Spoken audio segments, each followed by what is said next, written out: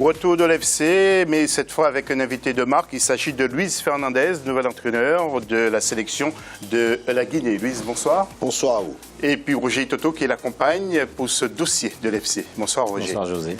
Et la question de l'FC, pensez-vous que Luis Fernandez peut propulser justement la Guinée au sommet du football africain? Vous n'hésitez pas, nos réseaux sociaux, mais aussi fc@africa24tv.com. Et puis Luis Fernandez, Kaba Diarra, bien entendu, Amara Simba, un trio qui veut changer le football guinéen. C'est le dossier de l'FC.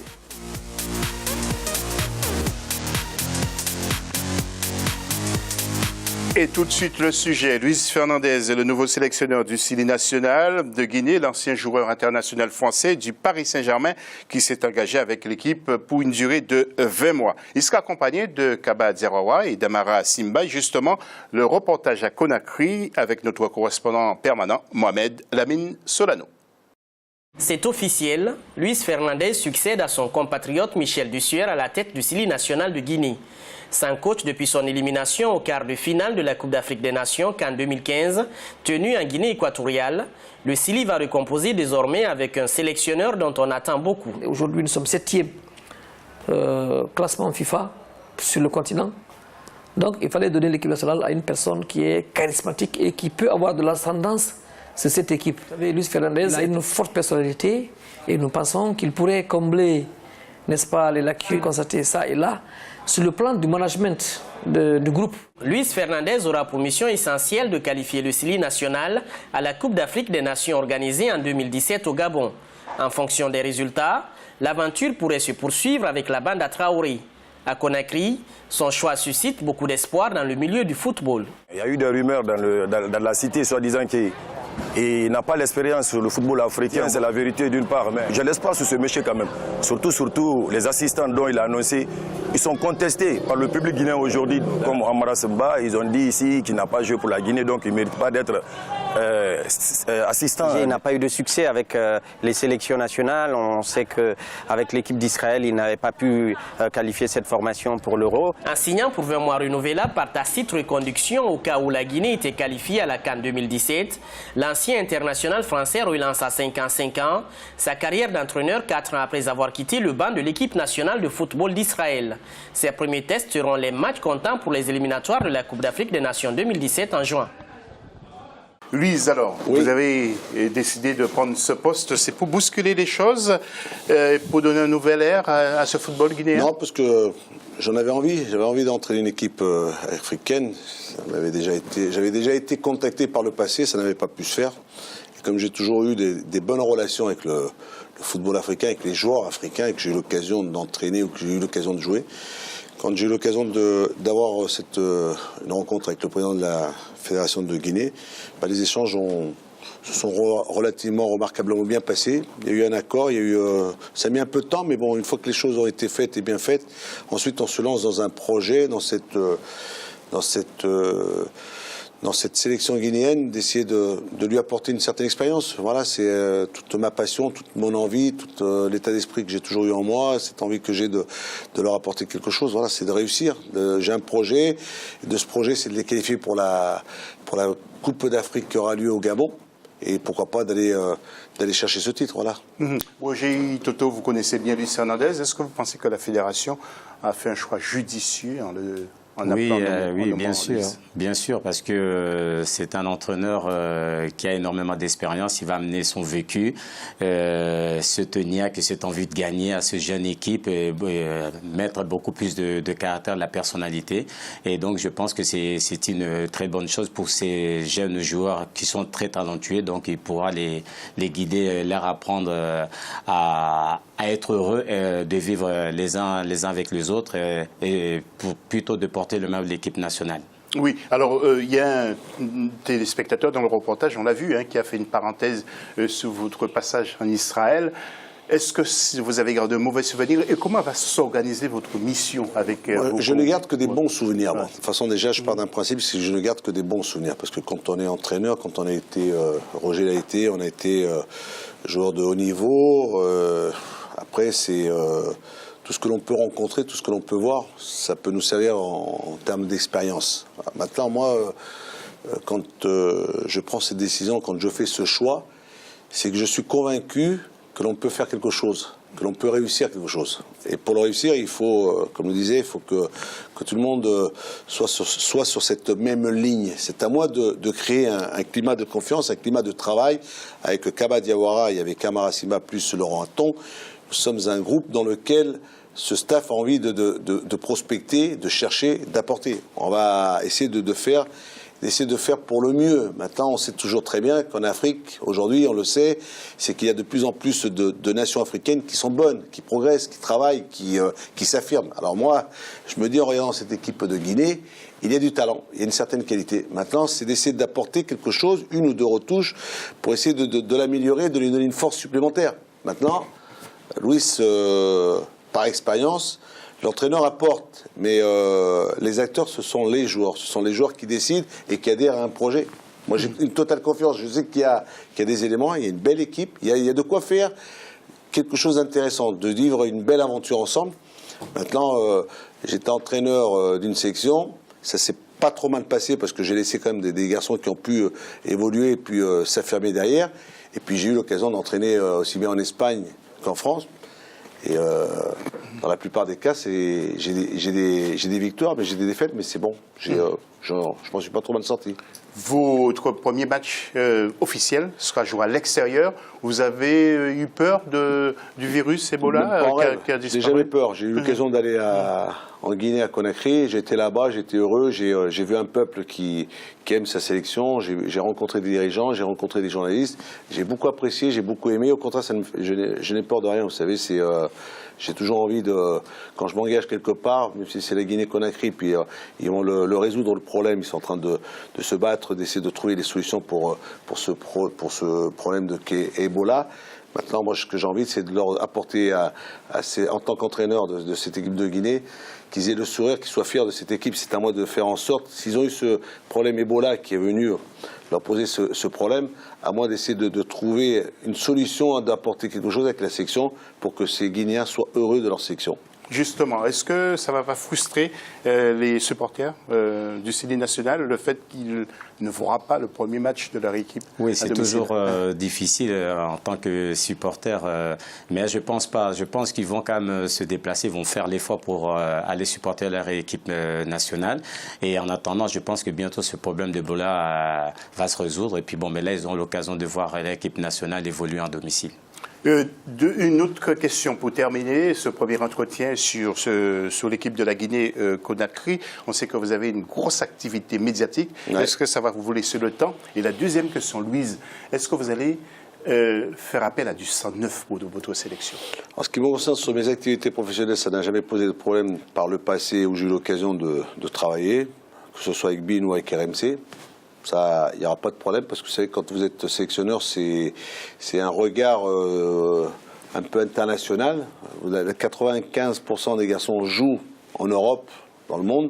On va regarder aussi le championnat guinéen parce que pour cela, j'ai une personne qui est Laurent Hatton qui va vivre sur place, qui est un homme qui a une certaine expérience, qui aura un regard pour que je puisse aussi, et puis que j'aurai l'occasion de me déplacer, parce que je peux aussi en déplacement, je peux dans la semaine me retrouver à faire mes émissions de radio le soir et être dans la journée à regarder, à suivre un peu ce qui se passe dans le football guinéen. En ce qui concerne apporter du 109, bah oui, on va essayer d'apporter des nouveautés. Il y a toujours des garçons qui n'ont pas eu l'occasion d'être sélectionnés. Il y en a beaucoup des joueurs guinéens qui jouent en Europe. Hein. Vous savez, j'ai eu l'occasion de prospecter, de chercher, et puis j'en ai trouvé quelques-uns. Il y a du talent, il y a de la qualité, et puis voilà, c'est à moi d'essayer de faire les meilleurs choix. Avant de parler du Paris Saint-Germain avec Luis Fernandez, Roger, un dernier mot. Que souhaitez-vous à M. Luis Fernandez? Le meilleur, qu'il fasse la même chose qu'il a fait ici en championnat français, qu'il apporte cette envie de gagner et cette cohésion. Donc c'est vrai qu'il a des jeunes joueurs très talentueux, donc avec le staff qu'il a, je ne suis pas inquiet de ce côté-là. Donc le meilleur, qu'ils arrivent à se qualifier et même aller le plus loin possible. Luis, avant de vous libérer, un mot sur votre équipe, le Paris Saint-Germain, champion de France. Vous avez été satisfait de leur saison? Non, durant la première partie. Oui, durant la deuxième partie. C'est un Paris Saint-Germain à deux visages.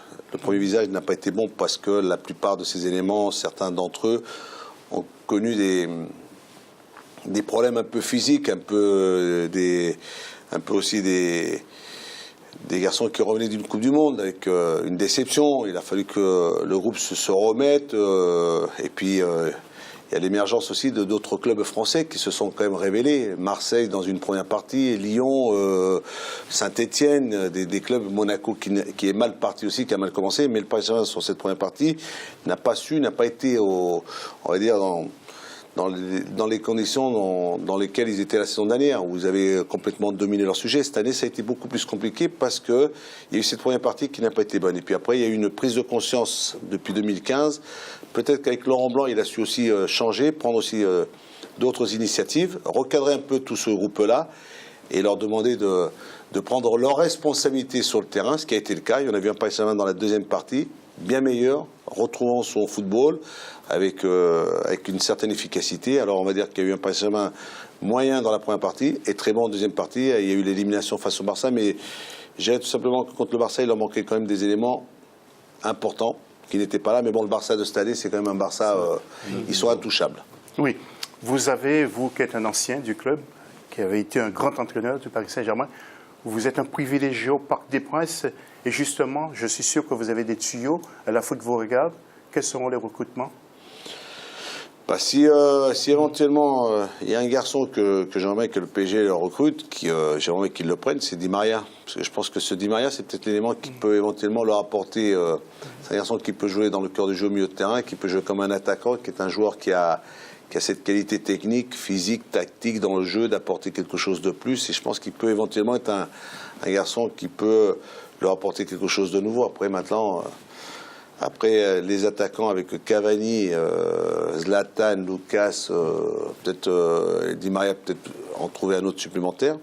Et au milieu de terrain, peut-être qu'il y aura peut-être des départs, ceux de Cabaye, voire ceux de Lucadine derrière. Parce que c'est des garçons qui sont censés peut-être demander du temps de jeu et qu'au Paris Saint-Germain, le temps de jeu, il est difficile à avoir. Surtout quand vous savez que vous avez Verratti, Mota et Matuidi.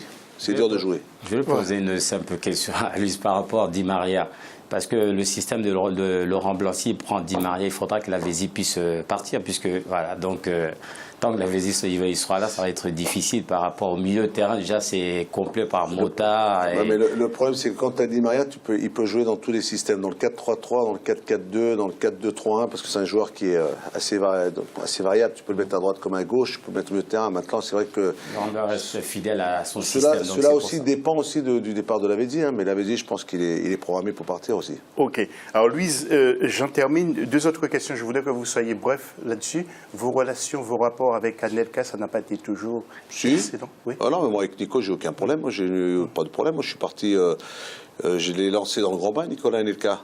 C'est Ronaldinho avec qui vous avez... Avec Ronaldinho, c'est avec Ronaldinho, parce que la première avec Ronaldinho, on en a fait quand même un champion du monde. Quand même. On l'a quand même façonné, on l'a quand même travaillé avec le staff, parce que c'est pour ça. Mais ces vacances étaient trop longues pour vous. Non, mais le problème, c'est que, pour bien savoir, pour que les gens connaissent, c'est que Luis Fernandez n'a pas mis Ronaldinho sur le banc. C'est que Luis Fernandez a commencé à faire de Ronaldinho un champion du monde. Avec, quand je vous disais tout à l'heure par rapport aux joueurs de la Guinée, c'est que quand on prend des garçons, on essaie de les façonner, on essaie de les travailler, on essaie de les amener. Et Ronaldinho, la première année, il a fini la saison en jouant une Coupe du Monde, il était champion du monde. C'est-à-dire que quelque part, c'est dû au travail que nous avons quand même réalisé. Alors après, on se souvient de la deuxième année. La deuxième année, Ronaldinho, il était certainement un peu tout seul à Paris. Il était moins accompagné que la première année. Il y avait un président au sein du club du Paris Saint-Germain qui n'a peut-être pas su, comme dans d'autres clubs, dans les grands clubs, savoir leur dire à ces garçons, il faut d'abord respecter l'institution, c'est le club. On vous demande de faire des performances sur le terrain, ce qui n'a pas été le cas. Moi, je ne pouvais pas non plus aller avec lui, sortir avec lui. Je ne pouvais pas. C'est pour ça que c'était dur la deuxième année. Mais j'ai été content, heureux et fier, comme Georges Weah, ce garçon africain que vous connaissez bien, que j'ai aussi, dans la deuxième année quand je suis arrivé au Paris Saint-Germain, je l'ai quand même suffisamment relancé et qui a été quand même, il a quand même été assez respectueux vis-à-vis de moi et puis qui a été Ballon d'Or. C'est pour ça que Ronaldinho, je l'aime. La première année, c'était remarquable parce qu'on a une tendance à oublier la première année. Il faut essayer de vous en rappeler de la première année. Après, on peut dire que la deuxième année, ça s'est un peu moins bien passé et que j'ai dû, dans mon caractère ou dans ma personnalité, quand on est entraîneur, on se doit on a des responsabilités, il ne faut pas être faible, il faut être fort. Tout à fait. J'ai été fort et puis voilà, je ne regrette pas, mais j'aime beaucoup Ronny, j'ai eu l'occasion de le croiser, on a eu l'occasion de se serrer la main et de se dire bonjour. Dernière question, Louise, enfin un mot pour les nombreux Guinéens qui regardent Africa 24. Qu'est-ce que vous avez à leur dire pour terminer cette partie de Que je vais essayer de faire pour le mieux. J'ai essayé de faire en sorte que cette équipe de Guinée, guinéenne puisse leur apporter de la joie, qu'ils puissent leur donner qu'ils soient fiers de cette équipe nationale du Sili. On va essayer à tout faire. Dans le sport, on ne peut jamais, mais on mettra tous les atouts de notre côté, par le travail, par le sérieux, par la passion, par l'envie. Je vais tout faire pour que cette Guinée puisse, dans la prochaine, qu'on se qualifie, dans la prochaine CAN, que l'on ne se fasse pas éliminer en quart de finale, ou en huitième, qu'on gagne la CAN, voilà, la finale, qu'on aille au Gabon avec les ambitions de gagner la CAN. Moi, je suis quelqu'un d'ambitieux, je fais une compétition toujours pour essayer d'aller le plus loin possible. Voilà. Merci Luis Fernandez d'être passé ce lundi dans notre émission, ce lundi 1er juin. Merci à Roger Itoto d'avoir accompagné justement Luis Fernandez, nouvel entraîneur de la Guinée-Conakry, le Sili national. Juste après la pause, la suite de l'AFC et ça sera aussi la fin. Restez avec nous.